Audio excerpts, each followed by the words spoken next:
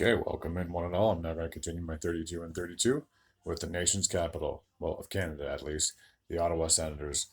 So last season, the Ottawa Senators finished with a record of 39 wins, 35 losses, and 8 overtime/shootout losses for 86 points, missing the postseason for now the sixth straight season.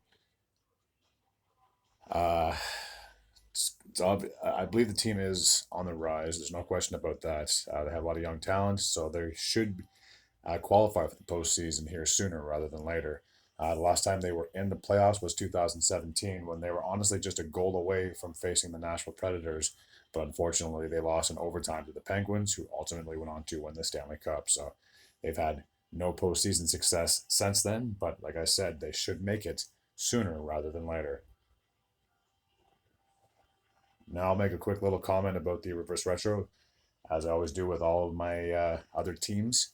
I'm not a fan of this one. You took the exact same logo. All you really did was you just added a stripe across the two lines on the front. And then obviously, if you look at the jerseys or on the sleeves, one side has the two straight lines and another one has a bigger wavy one. So I'm not a fan of this at all. I feel like it's pretty mediocre. If anything, they could have gone back to like the 2006 home or alternate, where you have the 3D logo.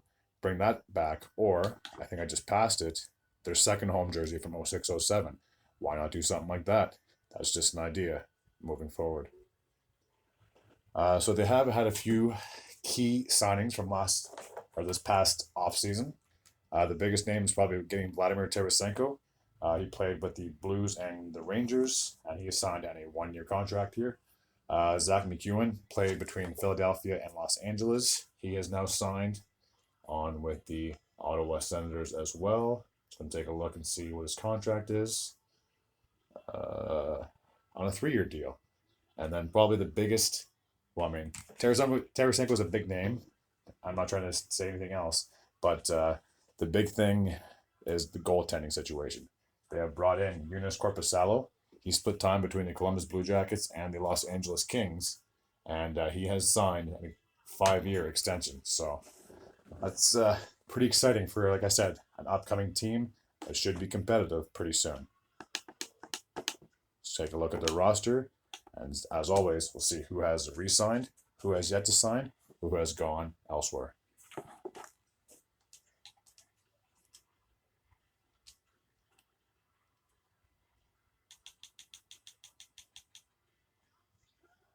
So I'll look at the goaltending from last year. So Cam Talbot is actually flipping places with Korpisalo. He is signed with the Los Angeles Kings.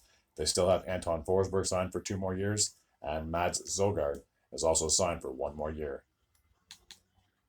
Now we'll take a look at their skaters.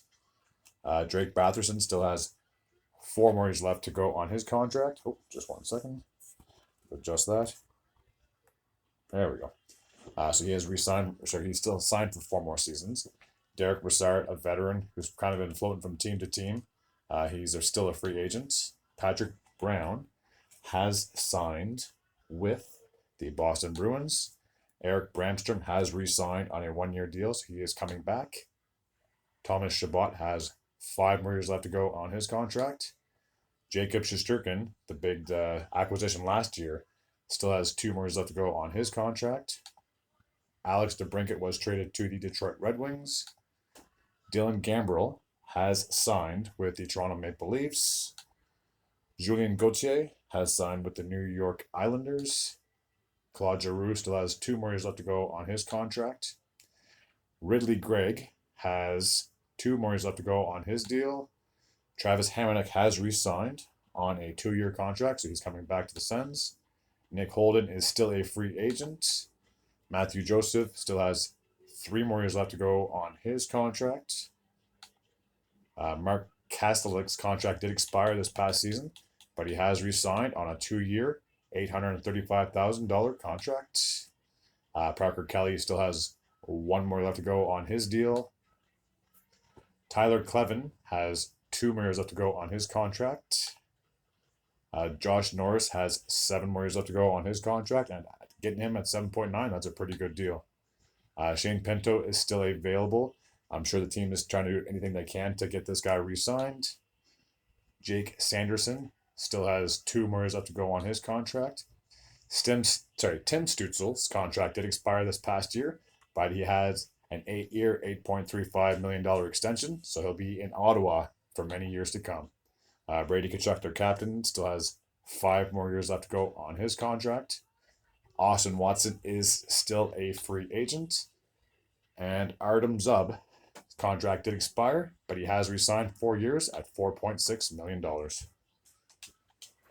So now I'll just go back to the team's logos and make my predictions for this upcoming year. Oh.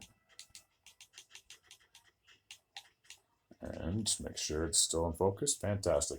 So coming into the 2023-2024 campaign, there should be high hope for the Senators. They could make a leap forward and get into the postseason. They're on the fence. Like I said, they're so close that they might just get in or they might just miss out. But I don't see them being bottom feeders anymore. Like I said, they have a very good core when it comes to their forwards, defense, and now that they've added Korpisalo to the mix, this could be a very dangerous team going into this regular season. So I want to say yes, but it might be a hard no, if I'm going to be completely honest. They're almost there, but they could still honestly still be another year away from competing.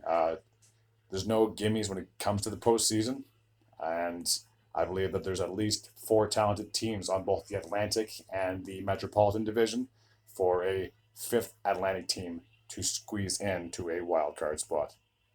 As always, thank you very much for tuning in. If you like hockey content, I do it every day. And until next time, take care.